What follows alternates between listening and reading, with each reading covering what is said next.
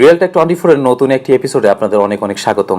আজকে যে টপিকটা নিয়ে কথা বলবো সেটা আপনাদের অতি গুরুত্বপূর্ণ। ধরুন আপনি রাস্তা দিয়ে চলে যাচ্ছেন, তো হঠাৎ করে একটা জিনিস দেখলেন, যেরকম আপনি একটা ফল দেখলেন, তো একটা বাজারে গেলেন, আপনি একটা ফল দেখলেন, সেই ফলটাকে আপনি চিনেন না, তো সেই ফলটার ছবি তুলে সিম্পলিভাবে আপনি গুগলে সার্চ করে দিবেন, সেই ফলের সিমিলার যত ফলগুলো আছে সেগুলো চলে আসবে এবং সেই ফলের নামগুলো কিন্তু আপনি জেনে যেতে পারেন অতি সহজেই। তো এই ধরনের ভিডিও নিয়ে কথা বলবো। ধরুন আপনাকে ফেসবুকে একটা মেয়ে আপনাকে রিকোয়েস্ট পাঠালো, তো এটা আসলে ফ্যাক আইডি না অরিজিনাল আইডি, তো সেটা আপনি প্রুভ করার জন্য কিন্তু সেই ছবিটা ডাউনলোড করলেন, ফেসবুক থেকে ডাউনলোড করে আপনি গুগলে সেমভাবেই কিন্তু আপনি সার্চ করে দিলেই কিন্তু যত ছবি আছে সবগুলো চলে আসবে এবং সিমিলার ছবিগুলো কিন্তু চলে আসবে। তো আপনি অতি সহজে জানতে পারবেন আইডিটা কি ফ্যাক নাকি রিয়েল।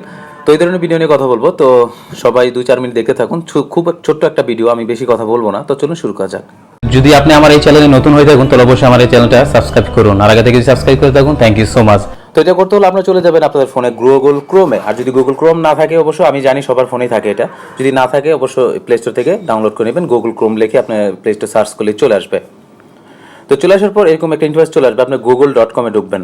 ফার্স্টে যদি অন্য কোনো পেজে থাকে আপনি google.com-এ ঢুকবেন, ঢোকার পর এরকম একটা ইন্টারফেস চলে আসবে। চলে আসার পর দেখতে পাচ্ছেন উপরে 3 ডট মেনুর সাথে দেখছেন অল, আর পাশে দেখতে পাচ্ছেন ইমেজ। আপনি ইমেজটা সিলেক্ট করে দিবেন।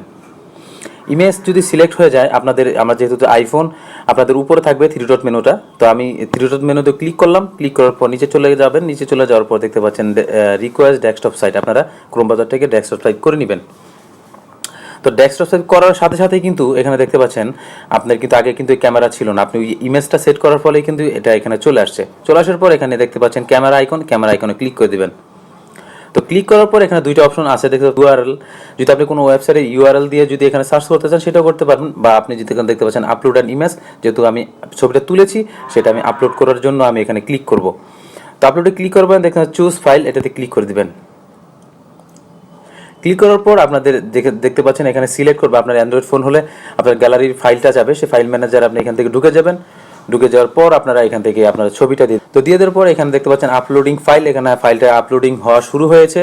তো আপনাদের ছবির যেই পারফরমেন্সটা সেটার উপরে কিন্তু আসলে ডিপেন্ড করবে। সেটা পাচ্ছেন এখানে কিন্তু আমার সিমিলার যেই ছবিগুলো আছে দেখতে পাচ্ছেন এখানে সিমিলার ছবিগুলো চলে আসছে।